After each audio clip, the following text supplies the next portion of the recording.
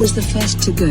The police found him hiding miserably with his girlfriend in a caravan. He confessed everything without a struggle.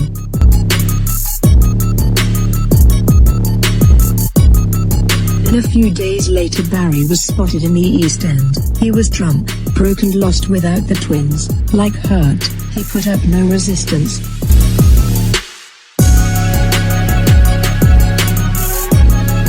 People also began to doubt the existence of the emergency plans the twins had always said they had prepared for their arrest. Criminals are realists.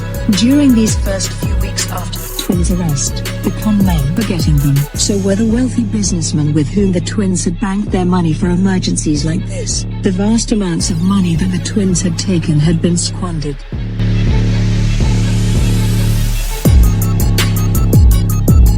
The house in Suffolk was made ready to be sold, and then came the ultimate indignity. The twins applied for legal aid for their defense. When the trial opened on the 6th of July, it began before the Metropolitan Chief Magistrate at Old Street, Mr. Frank Milton. Legally, the purpose of this preliminary hearing was to discover if there was a case for the twins to answer at a superior court. But both the twins and the police were set to make these hearings something of a demonstration from the start. For the police, this took the form of an amassed show of force to make the case like a mafia trial.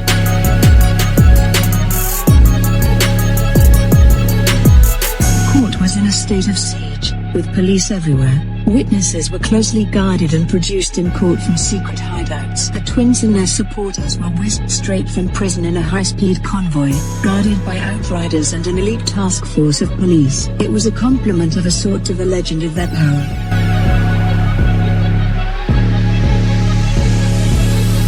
The police were treating them like a hostile force still capable of challenging the state. In response to this, the twins decided they would waive the traditional ban on reporting from these preliminary hearings. It was a gesture. Reggie had decided that he wanted the world to see the diabolical liberties the law was being taken, and they also wanted their publicity. Once the case started, it would soon be clear that they did not have much else.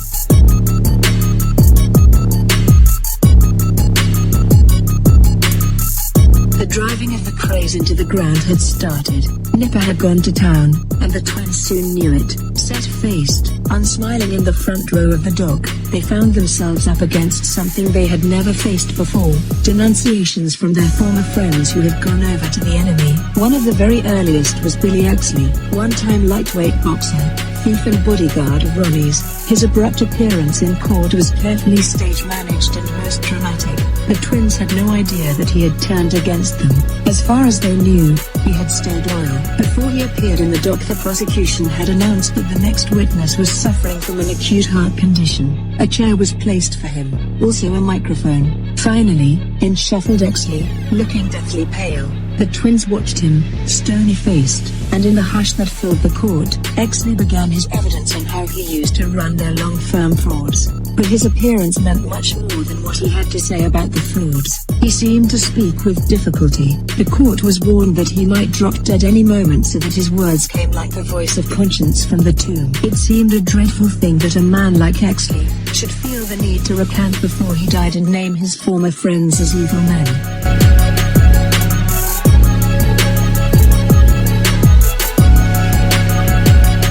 What must have shocked the twins was the thought of all their other secrets he could reveal to the law. Exley knew the truth about Cornell. Exley was the man who stayed on guard at Valence Road armed with a shotgun on the night of the murder. Exley had helped to guard Frank Mitchell. If the police had him on their side, they must already know far more than had seemed possible when the case opened.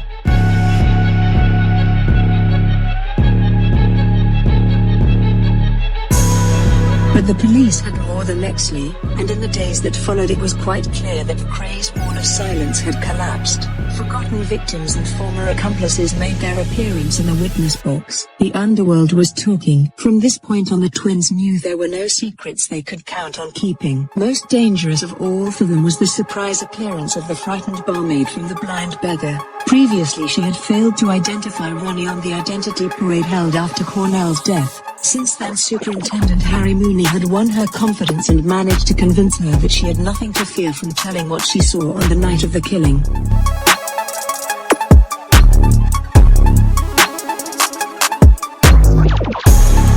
witness box. She claimed that the twins had scared her into silence, but in fact, she clearly recognized Ronnie and Ian Barry as the men who fired the shots. This was the real turning point in the trial. Until now the twins still had a slender chance that the key witnesses might hold back. Now it was clear that the police had all the evidence required to destroy them. The only questions now were how much more the police investigations would reveal, and whether the twins could produce any surprises in their defense. Their trial at the Old Bailey started in the new year of 1969, and was to prove the longest, most expensive criminal trial in British history. By now the situation was quite different from the early days of the twins' arrest. The police had done their work.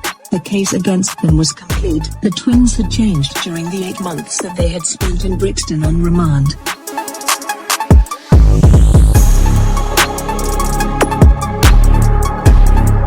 The optimistic messages had ceased, and both of them seemed quietly resigned to a long spell in prison. They were already turning their attention to their return to freedom sometime in middle age, and for both of them, the idea of crime was over. Reggie's dream meant marrying Christine and starting a family somewhere in the country. Ronnie, for once, appeared more practical. "I'll have grey hair by then," he told friends, "but grey is distinguished on a man. There'll be a spot of money still around and I'll find myself a nice boy and sail off around the world with him. There's still a lot I want to see him do with my life."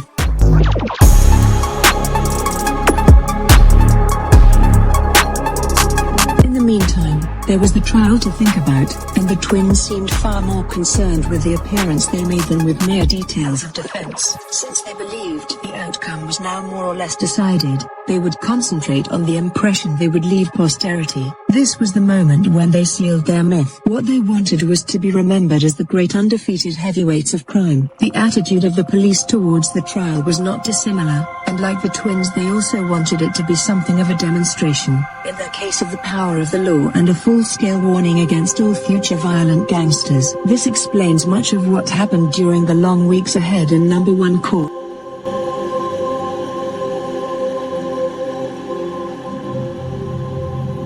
The first case to be heard consisted of a double murder, the Cornell and the McVitie killings treated as one. Reggie was accused as an accessory to the Cornell crime for knowingly helping Ronnie after his escape, and although Reggie was accused of killing McVitie with his brother's help, there was a group of other alleged accessories with them in the dock. Bender and the Lambriana brothers, young Tony Barry, who was charged with bringing round the gun from the Regency, the twins' brother Charlie Kray and his friend Freddie Foreman, both of them charged with getting rid of Jack McVitie's body. But from the moment the accused filed into the cage-like dock of the Old Bailey, their greatest worry must have been over the two men who were no longer with them: Scotch Jack Dixon, who had driven Ronnie to the blind beggar, and the twins' cousin, Ronnie Hart.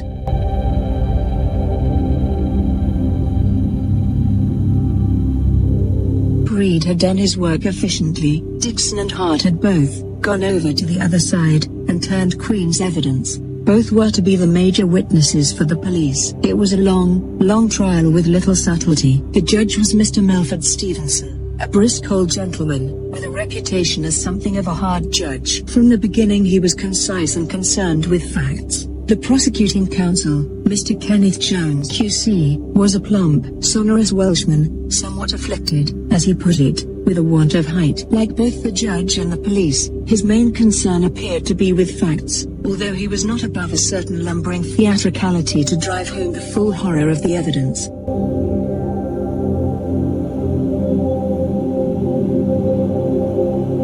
Gentlemen of the jury, think for a moment of the horrifying effrontery, the terrifying effrontery of this deed. Two men can walk into a public house on any evening and there in cold blood, kill another human being. You may well ask, who within striking distance would be safe? Who would come before the court and have the courage to say who the killers were? Cornell's companions took to their heels, but I will bring before you the barmaid, and she will tell you that she recognizes the killer of George Cornell. The greater the horror and the melodrama, the more it suited Ronnie. Shooting Cornell had been the great moment of his life. He felt that he was justified, and here it was being publicly acknowledged. This was almost fame enough. All that the defense could do was to attack witnesses. Ronnie enjoyed this too, for these were all people that he hated. They had betrayed him.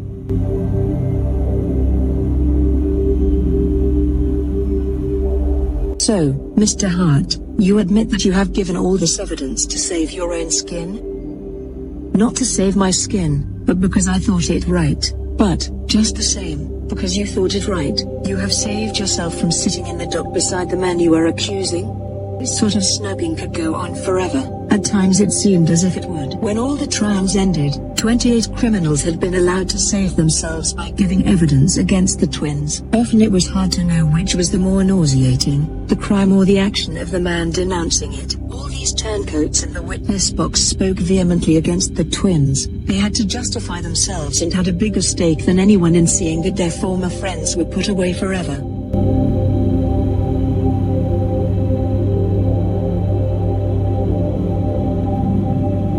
Reed had told the lawyers at New Scotland Yard more than a year before was proving quite correct. The twins, it seemed, could be condemned only with the help of other criminals' evidence. Such criminals could be shown up for what they were, but could not be entirely discredited. The defense was led by John Platts Mills QC, for Ronnie. Paul Wrightson QC appeared for Reggie. Much of their time and energy in court was spent attacking witnesses and impugning the methods of the police, without conspicuous success. This trial was shedding little luster on the law, but Nipper and his men appeared to have worked scrupulously down in their sewers. It was a dirty business, but the essential facts could not be challenged. Beyond this there seemed no complex plan of defense, only this endless war of somnolent attrition, with the twins at the center of it all, becoming less credible with every day that passed.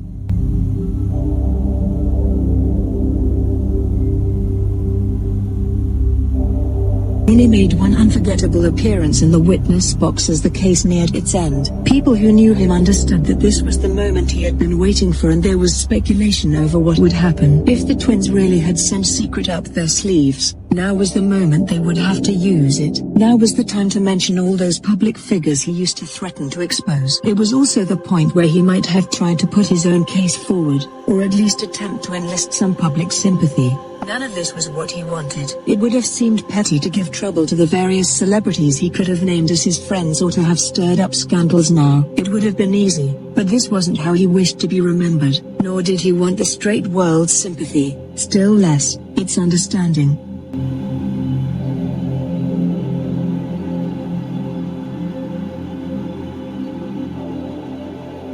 He was immaculately dressed, the usual dark blue suit, white shirt and tightly knotted tie. He also wore his gold-rimmed spectacles. These made him look extraordinarily sinister. His face showed no emotion as he began answering his counsel's questions. His voice, too, was expressionless and flat, and he seemed short of breath. But soon he began to dominate the court. He denied everything alleged against him. He and Cornell were friends. He never even entered the Blind Beggar on the night of the 8th of March 1966.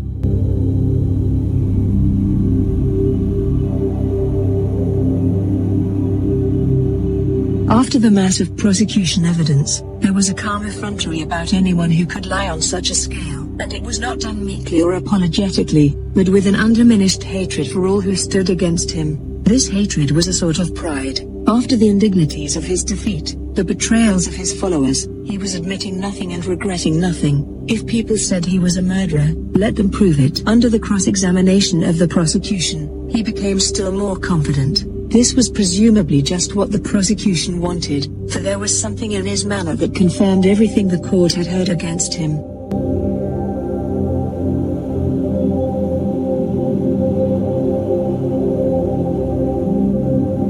He was crude, sneering, violent, but at the same time he was trying to present the public self that he aspired to, arrogant and unconcerned, denying everything. Friend of the famous, if I wasn't here, I'd probably be drinking with Judy Garland, he told the court, benefactor of the poor and victim of the police. What made the trial so strange was that this public figure of the twins was all that anybody saw or mentioned. There were a few occasions when just a glimmer of their real selves broke through, usually in anger when they lost control.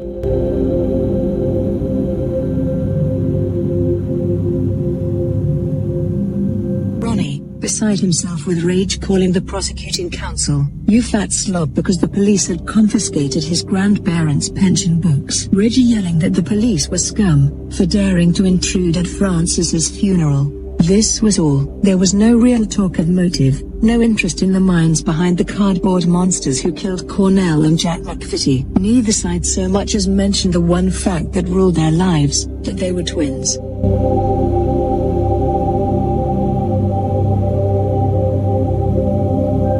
The Kray trial might have been not just the longest, but the most fascinating murder trial in history. That it was not really the twins' own decision. They wanted privacy and got it. They were the ones who stopped the one defense that could conceivably have shaken the prosecution's case, a defense based upon the nature and responsibility of twins. The fact that there had never been a case like this argued in law before need not have mattered.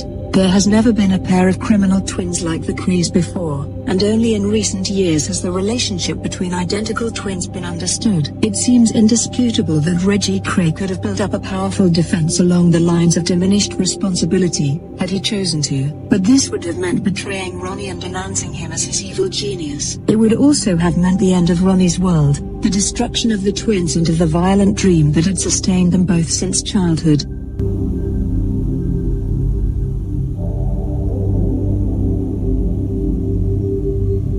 Gratefully, the court was spared the task of settling responsibility for crimes committed when one mind rules two bodies. Whatever may have been the truth, the twins were judged as separate and responsible individuals. This was what everybody wanted, themselves included, and it was as separate and responsible murderers that they were sentenced to life imprisonment, which I would recommend should not be less than 30 years, said Mr. Justice Melford Stevenson on the 8th of March 1969. The twins were 35 and their active life was over.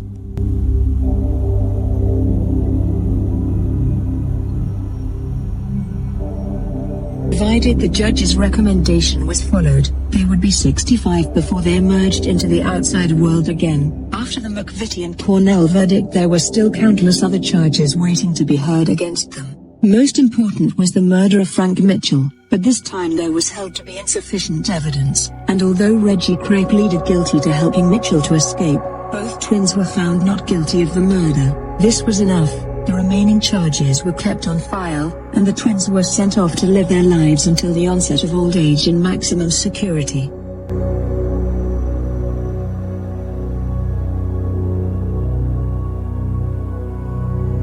DeRose retired, Cooper disappeared, their chief betrayer Ronnie Hart attempted to commit suicide, and Nipper Reed, after promotion to commander, went back at 46 to Nottingham as deputy chief constable.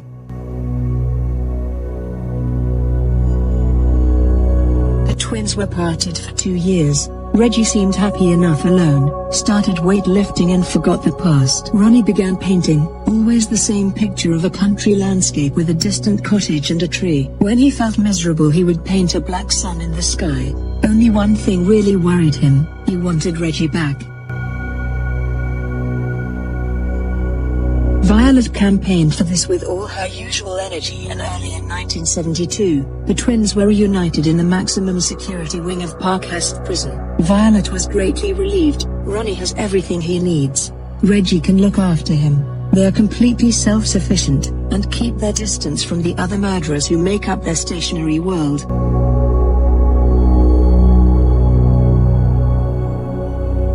But it would be wrong to allow the Kray twins to be forgotten. Their trial was concerned with cutting them down to size and left a picture of them both as blundering murderers, duly defeated by the police. In fact, they were more dangerous than this. More disturbing than the gruesome revelations from the witness box was something that the prosecution and the court tended to overlook: the actual scale of their success. The Kray twins are important not as cheap murderers, but as professionals of violence, and it is their career and not their downfall that is significant. The sheer improbability of their success adds to the significance, for the odds against their rise would seem to have been enormous.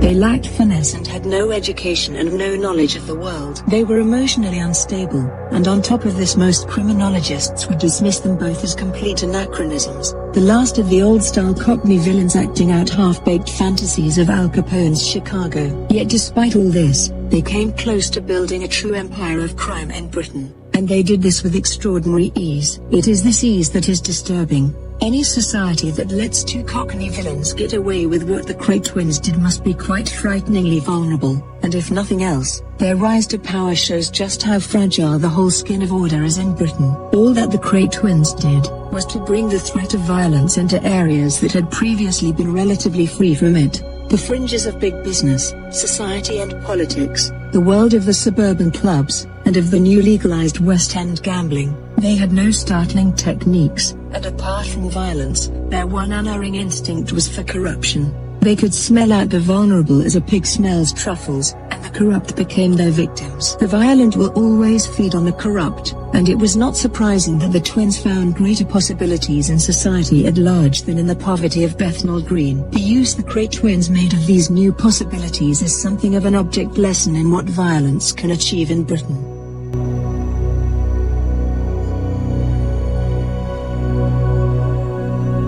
They used it to create an area of freedom from the law. In different quarters it was the twins' name, not the laws, that kept the peace. People knew that they had more to lose from the twins' enmity than they would ever gain from the law's protection. The twins' power was a challenge to the authority of the state, and for a long time, it appeared as if the state were powerless against them, for they seemed to have stumbled on the formula for an independent, self-perpetuating criminal power in Britain. Part of their secret was size, for with crime, as with business, benefits increase with the scale of the operation.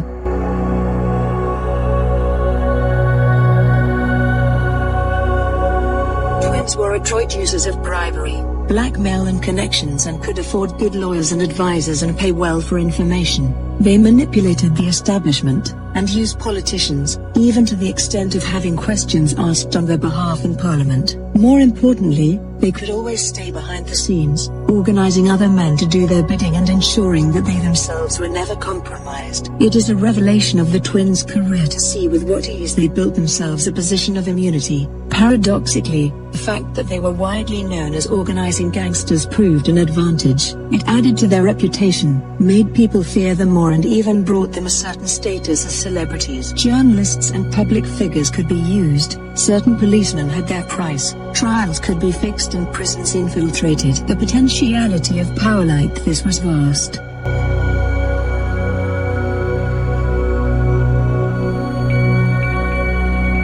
Protection rackets formed the largest single source of income, but on top of them, the twins easily controlled a network of associated crime, part of which they initiated and from all of which they took their toll. They were already well into large-scale fraud, crooked share deals, organized intimidation and blackmail, and were thinking of extending to drugs, deals with foreign criminal networks and prostitution. Their contacts with the American mafia in London showed what could be done. Control was easy to enforce through delegated violence. Profits would be enormous, and there would be no difficulty in investing overseas and building up legitimate businesses abroad. With power like this, the twins could easily have become invulnerable. That they did not was due entirely to their personal deficiencies.